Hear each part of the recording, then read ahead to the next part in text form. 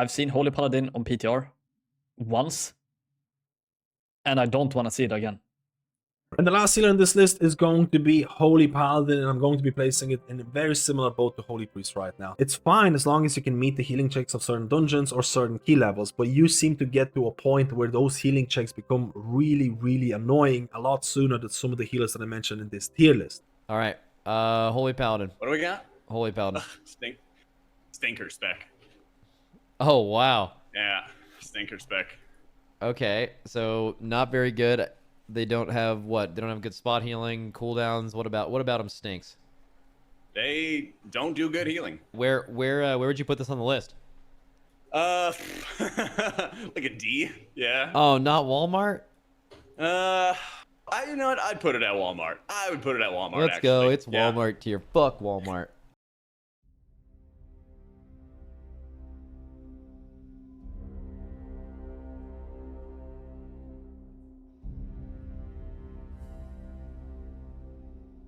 Yea, though I walk through the valley of the shadow of blizzard balancing, I shall fear no pugs, for the light is with me. Thy class fantasy and thy transmogs shall comfort me, and my cooldowns runneth over. Guard your hearts, for these are blasphemous times, where lessers spread their foul lies. But I come to encourage the faithful. Put not your trust in man. Rather, place your faith in the light. And when you hear the heretics with their lists, spewing their pride and ignorance, do not be disheartened. Remember the Libram of Oklahoma, where it is written, Paladins are top fucking tier, always and forever and ever and ever and ever and ever and ever. You can know that.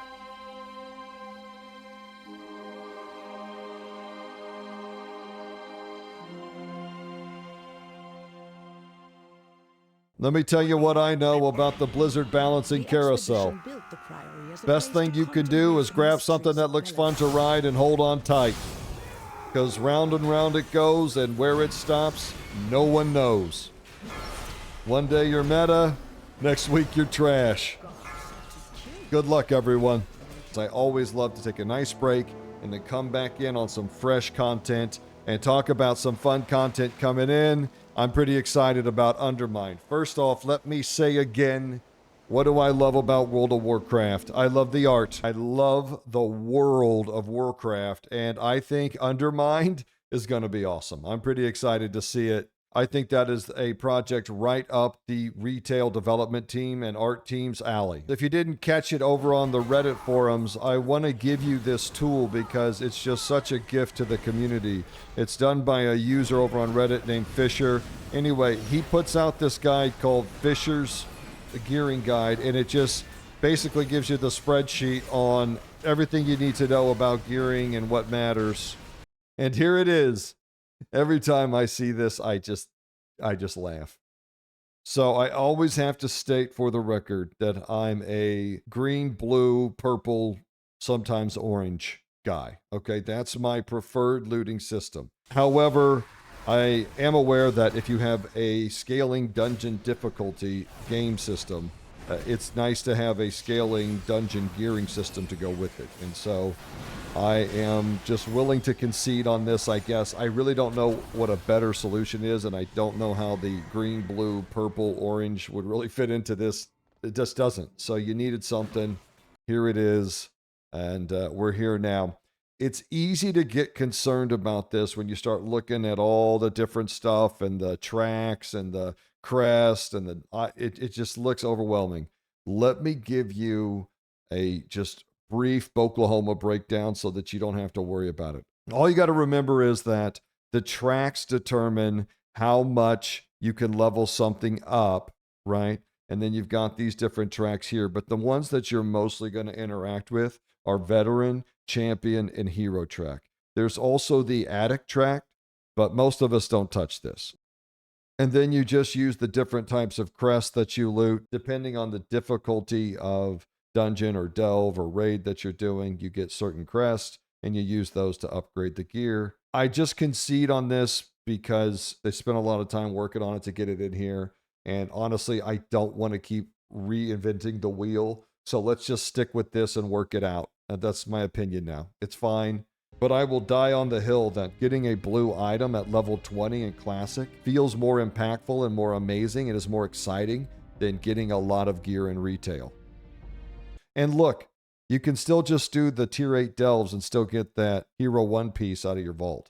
I want to give a shout out to my boy Quazi here because he has this great video that highlights the best way to go about getting started gearing and just the best way to gear and get your guy geared up as quickly as possible. And he has a great breakdown on how to get started and what you need to focus on, simplifies it all. And one thing I want to point out, probably the thing that I'm most excited to hear him say was, just know Mythic Plus is way easier in Season 2. he goes in to explain why it's a lot easier. It's an absolutely outstanding video. It's amazing content. And this is the kind of content we want in our community. Please, I know most of you probably are, but if you're not, give my boy Quazi some thumbs up and some subs because this guy's amazing. Love, love, love his content. Just so professional and reasonable. And it's just everything I'm not, you know? And you guys know I like to be Ellesmere Psycho online girlfriend. So I'm over here stalking his channel, waiting for him to drop the guides for Season 2. Any day, sweetheart.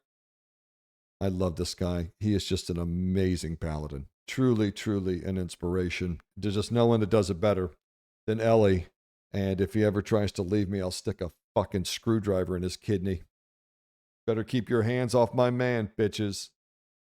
Let's hope he drops something soon. That Quazi video's down in the description. Check it out. Very useful, and it'll help you get up and running. I am very excited about the drive system, not just because of what it's going to add to the, Goblin Town experience, but what could this be in the future? If this is well received like Dragon Riding was, could this become the new ground mounts? How does that work? Also, do remember that I'm going to build the biggest, baddest Paladin hot rod you've ever seen. It's going to be called the Crusader, and it's going to be badass. So stand by for that. Let's take a moment to acknowledge a special moment for that special someone out there who is just a goblin main, who loves the booty bays and the ratchets and the racetracks and all of that shit, and they just can't get enough of it. Every character they have is a goblin whatever. What is this patch going to be for them?